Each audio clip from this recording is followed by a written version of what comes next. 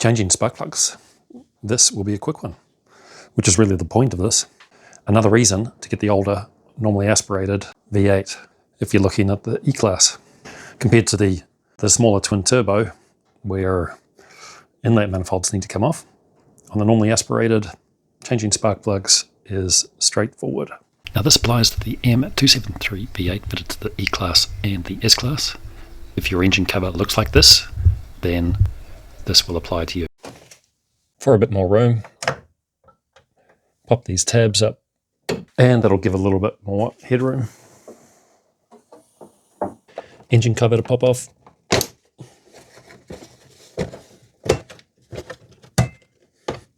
Intake pipes come off.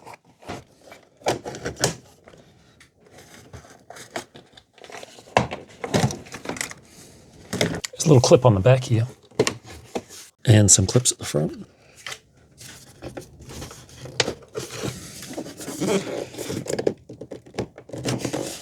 So you're not just taking an engine cover off here, you're taking off the full air filter assembly.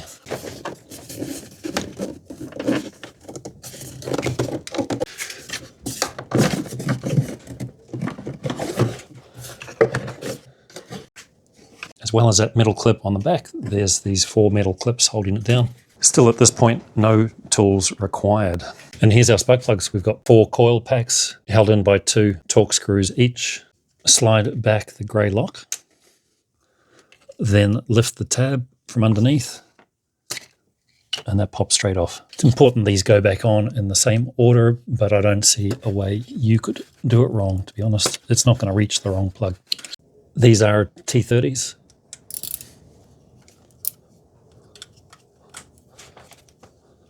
Breaking each one of those loose will zip those torques out.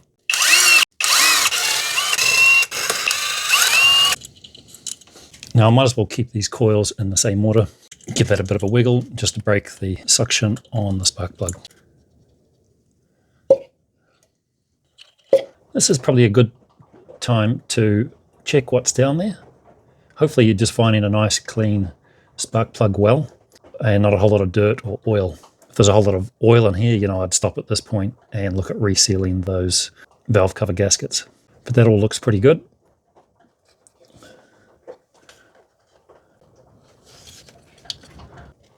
I'll just blow any dirt out of those. A 5/8 spark plug socket will take those out, with an extension of course.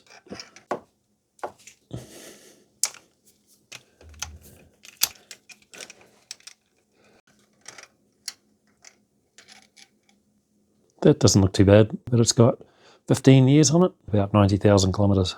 So this is what came out. Mercedes-Benz spark plug, but if we roll it over, NGK. So it's a PLKR7A. No rust. There's a little bit of leftover green grease. They don't look too bad. But anyway, worth replacing after 15 years of service. So that's an NGK4288 dual platinum. I'll replace that with a Bosch 8132, also a dual platinum. And there's the complete part number. A proper spark plug socket will hold on to that so it doesn't fall. And make sure you get those threads started by hand. I like to wind them all the way down to make sure there's no resistance.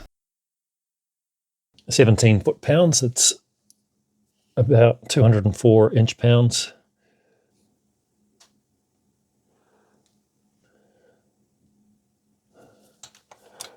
There we go. And, from the point where it pinches down, I certainly wouldn't go more than half a turn.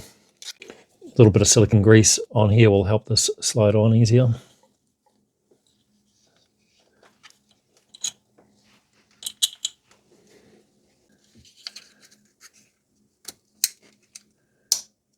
Locked.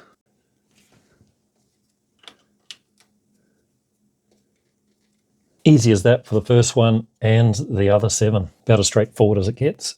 And the last one to go on. Onto the left bank, again, very straightforward.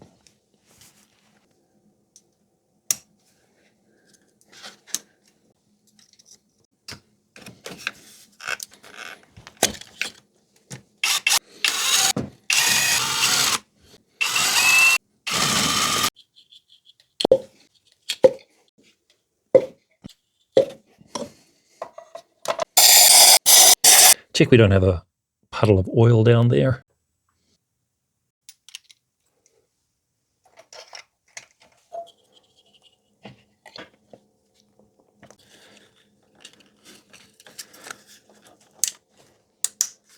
While I've got this off, I'll check those air filters are in good shape. Torx T25, I think. Screws holding the air filter box on to the engine cover. Yeah, mine's looking pretty good. And there's a Mercedes-Benz part number if you're ordering one. Now this goes back on. So again, you've got a clip here. See these big clips go onto these rubber bushes. 4 of those.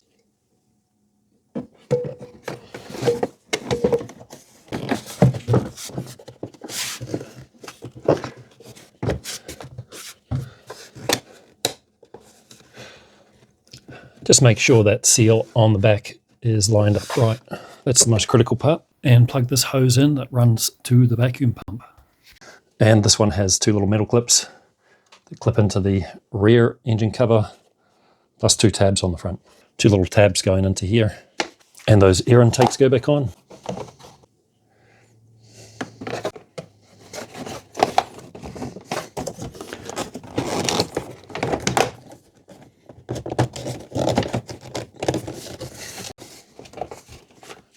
We'll start that up, check it runs okay.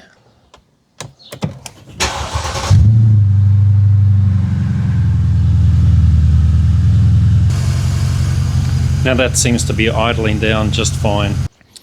What a great sounding motor. And that's it, quick easy job replacing the spark plugs on the M273 V8. Certainly these Mercedes are not simple cars by any means, but I do prefer that normally aspirated V8. I'm sure you can work out for yourself how to change the spark plugs on this particular motor. It's quite a simple job. And that's what I wanted to show you, was how easy these are to work on, the M273 V8. I do like the W212 E500. It's a bit of a sweet spot, I reckon. So W212, the one with the 4 square headlights, if you like. Now before the W212, we're talking about the W211, the Mercedes E-Class with the 4 round headlights. They used the same motor and transmission, 5.5 litre V8 on the 7-speed auto. 2 advantages of this one though. One, those earlier V8s had trouble with the sprocket on the bottom of the cam chain, and they did have a habit of wearing out. Also, when I look on the Fuely website, you know, people go on there to put in their real world fuel economy. The W212 gets much better fuel economy, like several litres per 100 kilometres less. So the Fuely website also shows there's no real gain in going from the normally aspirated to the later twin turbo in terms of fuel economy, which I thought was the point of that motor. Smaller engine, turbocharged, more efficient. Certainly that's what Mercedes claimed they were more efficient.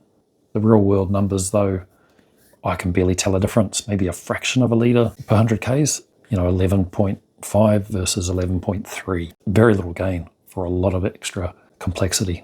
The 2010, 2011 E500, E550, definitely the one to go for in my book. Highly recommended. And as you've seen in this video, easy to work on. Great power. What is it, 380 something horsepower? Plenty enough for me though. I hope you enjoyed the video. See you on the next one.